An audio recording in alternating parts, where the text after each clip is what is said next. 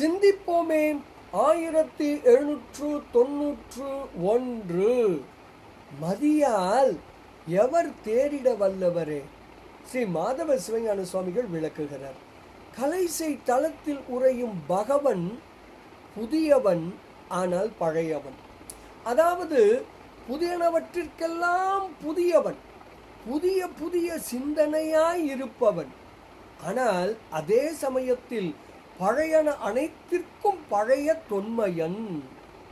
அவன் புறத்தான், ஆனால் அகத்தான். அதாவது தொடக்க நிலையில் புறத்தே உள்ளவனாய் காட்சி தருபவன், பின்னர் பக்குவம் உற்ற நிலையிலே அவரவர் அகத்தே காட்சி தருபவன். அவனை நினையாதவருக்கு அவன் புறத்தவன், நினைப்பவருக்கு அகத்தவன். அவன் முதியவன், ஆனால் இளையவன். அதாவது காலம் கடந்தவன் என்பதால், காலத்திற்கு முந்தியன் என்பதால் முதியன். என்றென்றும் வளரும் பேரின்பப் பொருள் என்பதால் இளையவன். அவன் முதலான், ஆனால் முடியான். அதாவது தலைமை பற்றி அவன் முதல்வன், முடிவான முக்தி நிலையில் மட்டுமே அறியப்படுபவன் என்பதால் முடியான்.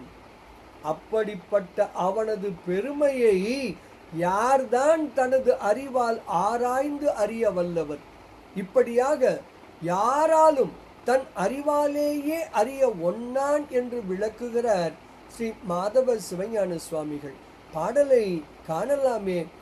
புதியான் பழையான், புறத்தான் அகத்தான், முதியான் இளைஞான், முதலான் முடியான், பதியாம் கலைசை பகவன் பெருமை மதியால் எவர் தேரிட வல்லவரே என்று ஸ்ரீ மாதவ சிவஞான சுவாமிகள் தனது கலைசை 10 அந்தாதி எனும் அற்புதமான நூலின் 3வது திருப்பாடலில் அழகாக விளக்குகிறார். பெருமை அறிவோம், கருணை உணர்வோம், பேரானந்தத்தில் திளைப்போம் திளைப்போம் திளைப்போம். இனிய வணக்கம். சிவாய நம.